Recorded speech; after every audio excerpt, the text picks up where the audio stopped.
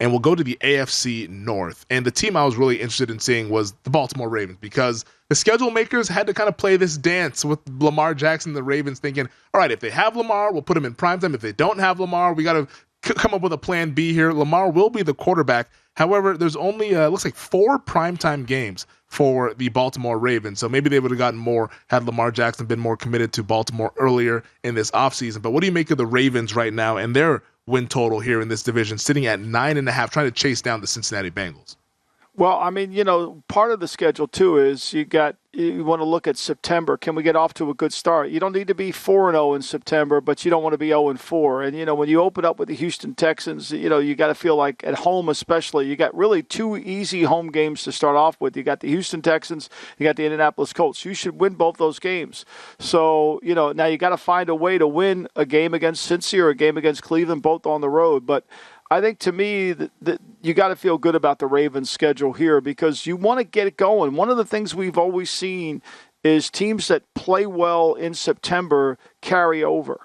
And I think that when you have that kind of schedule where you can find a way to win, look at the Giants last year, right? Mm-hmm. I mean, they found a way to win early in September, and even though they didn't play well down the stretch, they only win 2 of those games. They beat Minnesota in a playoff game, but that early start gave them kind of a renewed energy, even though they didn't finish strong.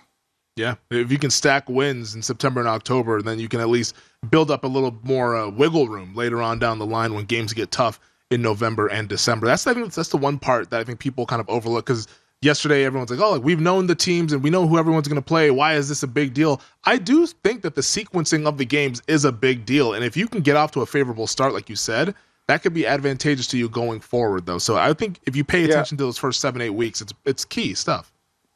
Let's take like Cleveland. They go week 2, they go down to Pittsburgh, okay? It's going to be a Sunday. I think it's a Sunday night game. Yeah, no, it's a Monday game. Night. They play Pittsburgh on Monday night. Mm-hmm. Then they come back and have to play a Tennessee team.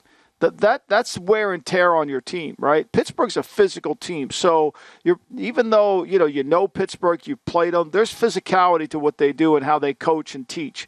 Then you're playing Tennessee, which is another team that relies on physicality, all that. So, where are you in that? And Baltimore, when you play Baltimore, it's the same thing. So I think the sequencing does matter in the sense of, you don't want to come after Pittsburgh or after San Francisco or after Baltimore. Those are hard games. Yeah, you talk about how they play Baltimore. They get their bye week to rest up, and then, they host San Francisco for another war. like that's a physical start. And they got the early bye, which I don't know if really works. You want that bye somewhere after week 7, 8 in that area. But week 5 they get it, and so it doesn't really help you. Then you got to go the long route.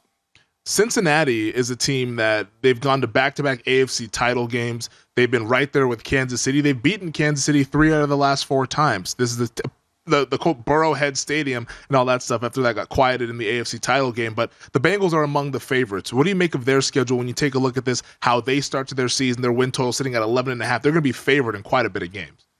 Well, I mean, look, when you start off, they basically have 2 home games in the middle of September, which helps them tremendously against Baltimore. Got to win. You got to win that. You want to start off the AFC South with a win, and then they got the Rams at home, and then we'll see where Tennessee is in week 4. But I think, look, the one thing about the Bengals with Burrow, it may not look pretty, but they find a way. Last year, they kind of didn't get going until the middle of the season. We kind of thought early in the year, we thought they might have had that Super Bowl hangover, and they overcame that, and they kind of got better as the year went on.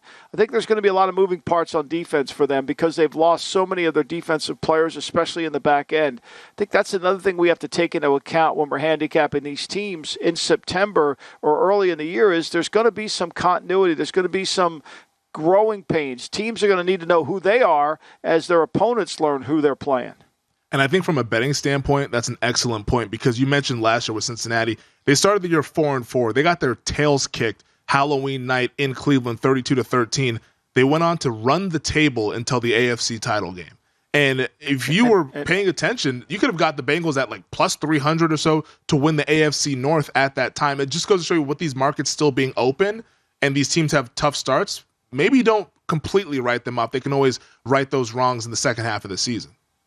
Yeah, I think that's, it's, again, you're trying to build momentum into the later part of the year, and that's what the Bengals did last year. Whereas the Giants kind of built it early and then they ran out of gas because the Giants caught people a little off guard on how they played and how they approached. Mm-hmm. That's the hard part when you're playing a new team, especially when you're playing a team with a new coach. How does he want to handle this? How are the coordinators going to call the game? It takes some tape. Once the September's month is over, we've got 4 tapes. Nobody can hide anymore. There's no secrets anymore in the league. Sean Payton can hide what he wants to do in Denver, and the defensive coordinator can hide what he wants to do, Vance Joseph. But at the end of the day, once you play through September, there's no more hiding. Go to VSiN.com/subscribe to become a VSiN Pro subscriber today.